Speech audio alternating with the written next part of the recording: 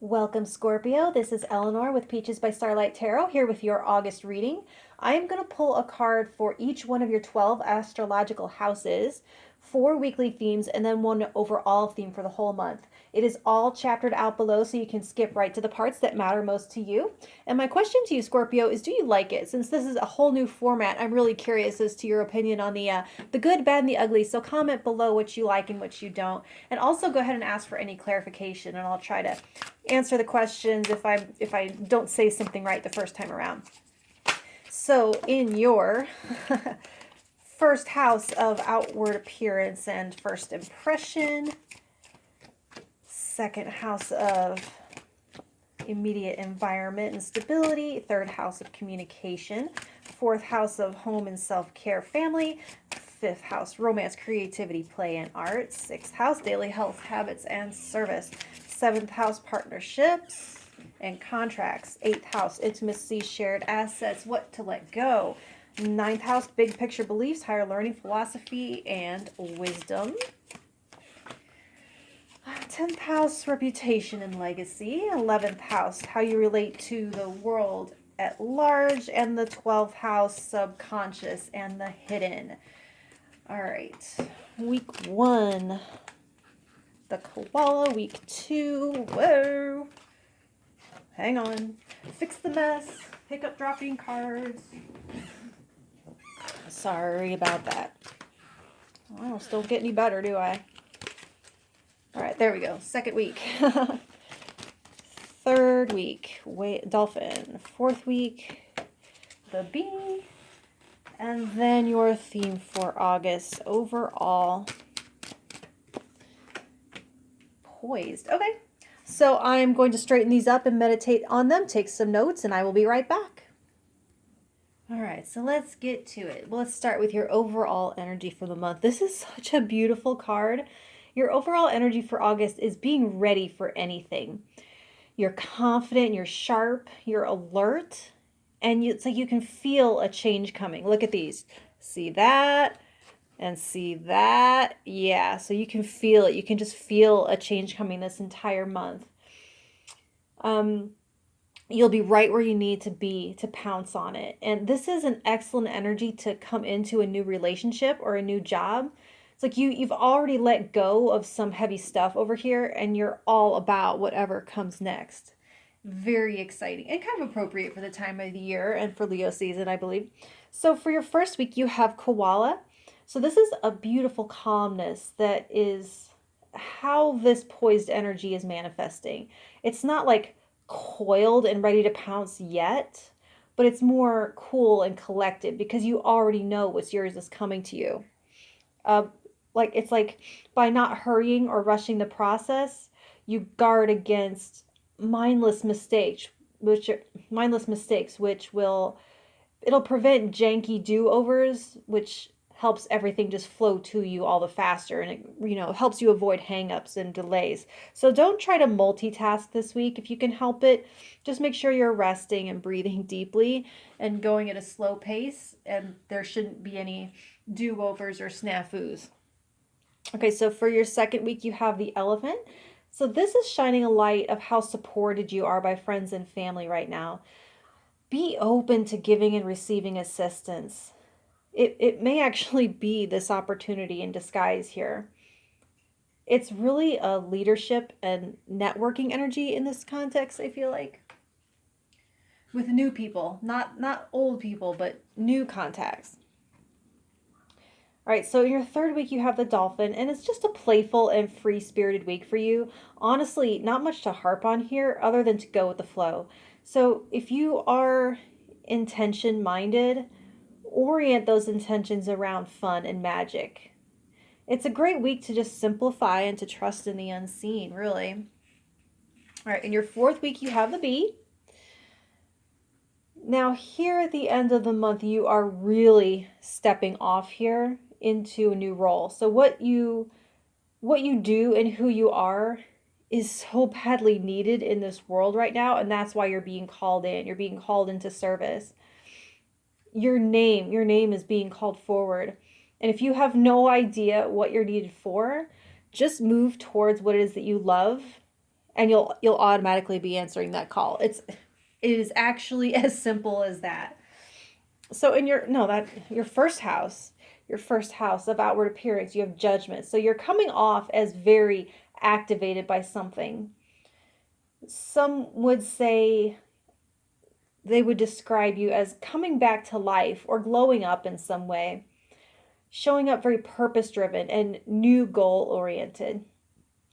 People may see you, as they say, getting the color back in your cheeks, or you might be seen reprising an old role from a long time ago from when you were younger. But and I see this really shining here in the first week. This kind of that those really are tied.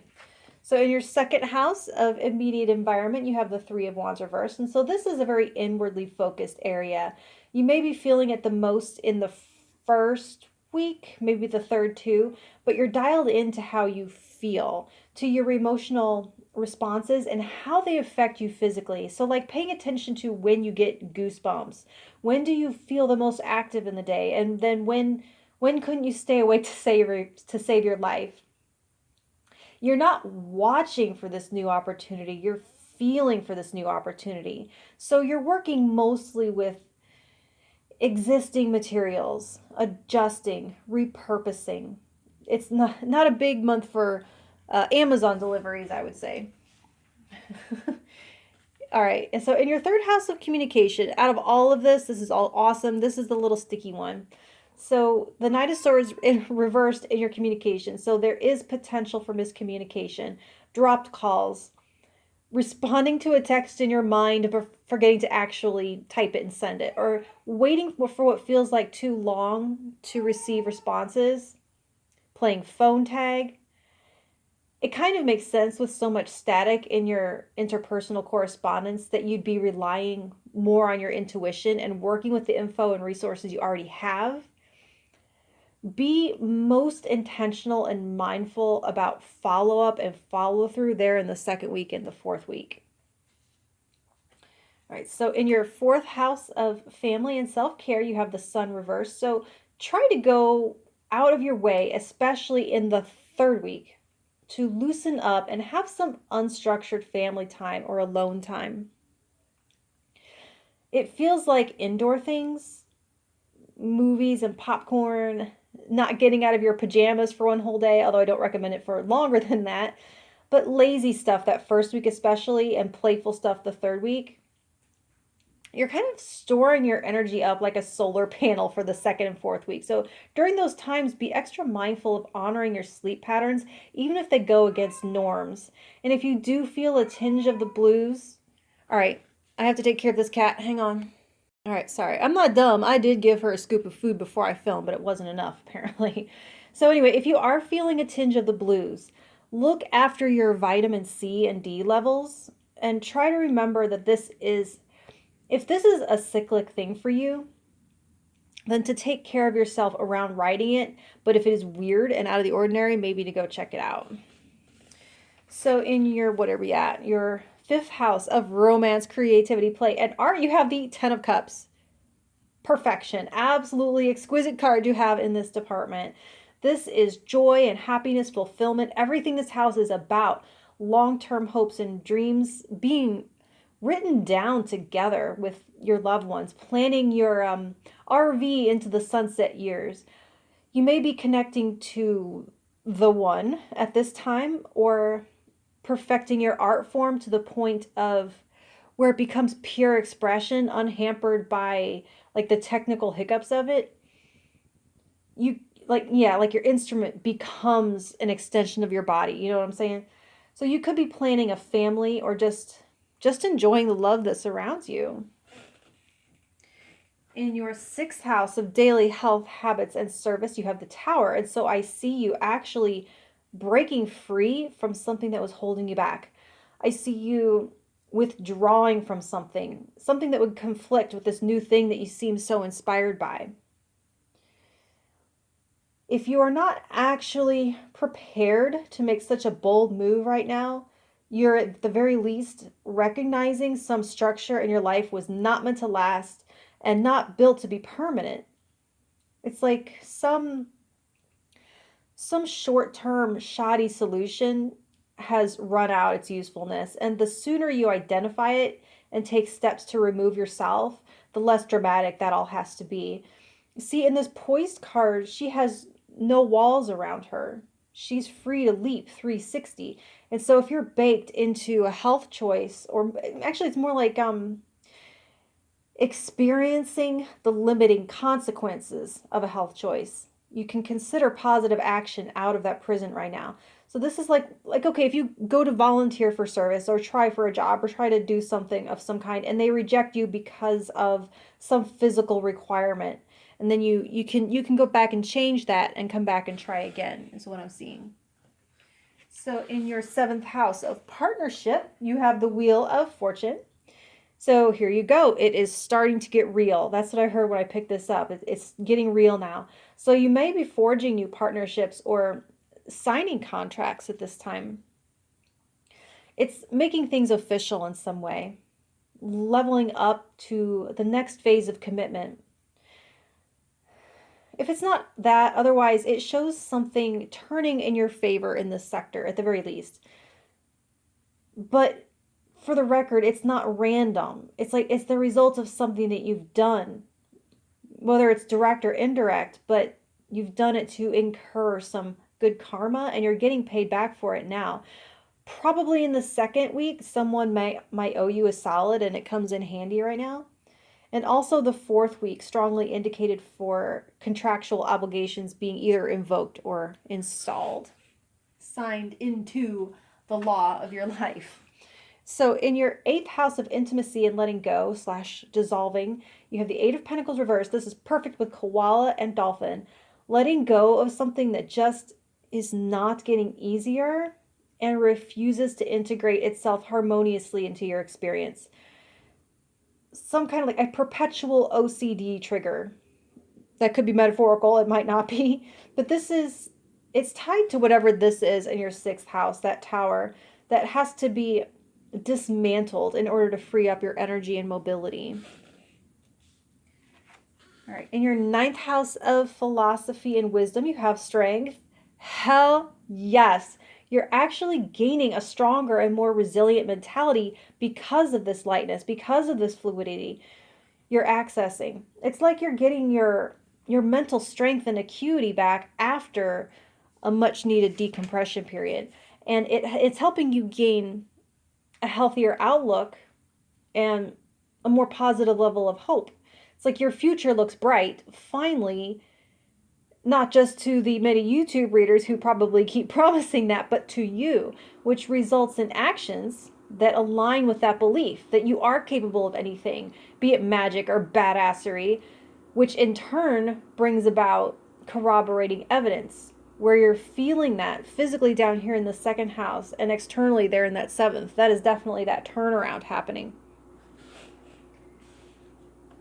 All right, in your 10th house of reputation and legacy, you have the Devil reversed. Whatever is happening here in that tower in your 6th, you're going down in history for becoming a legendary rebel. It's a very Luke or Leia, Skywalker energy. You'll be known as a success story of survival or of comeback, of recovery.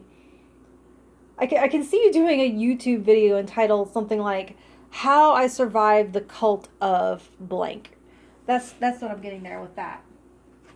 All right, in your 11th house of ideals and relationships to the world, you have the 3 of Pentacles reversed. So you are definitely not playing the game anymore. No more rat race, no more climbing the corporate ladder. You're separating and making a solo go of something. And that's all over here. That's here with the poise, that's here with the dolphin, the bee, judgment, 3 of wands. Even this Knight of Swords. You're keeping this to yourself because you don't want anyone to like guilt you out of it or cast self-doubt on it. It's none of anyone's business. It just overall feels like something major, something safe and constricting. You're just tearing it down, or maybe it already came down on its own. And once that's gone, you're reveling in family time here with that 10 of Cups. And standing at a peak with like 360 degrees of potential for what's next. And whatever that is, it's just not more of the same. You're done with that. So in your 12th house of what's hidden behind the scenes, you have the Empress, and this confirms everything here. Unlimited potential behind you, underpinning everything. In her belly here, that's what you're here poised up here waiting for to emerge, to catch. You're resting here as you cook up something. Something brand spanking new with that koala and also with this here. And you're supported by your community with the elephant. It's hatching. They're in the 6th and 7th house. It's hatching. It's awesome and it's beautiful. Abundant, ripe, fertile. So it's more simply, so what's hidden is your sprout. It's like that little green sprout is under one paper thin layer of dirt, and everything here points to your expectant preparations and watchfulness for that. So that's what I have for you, Scorpio. And if it helped in any way, let me know by hitting that like button, and I'll talk to you next month. Thank you.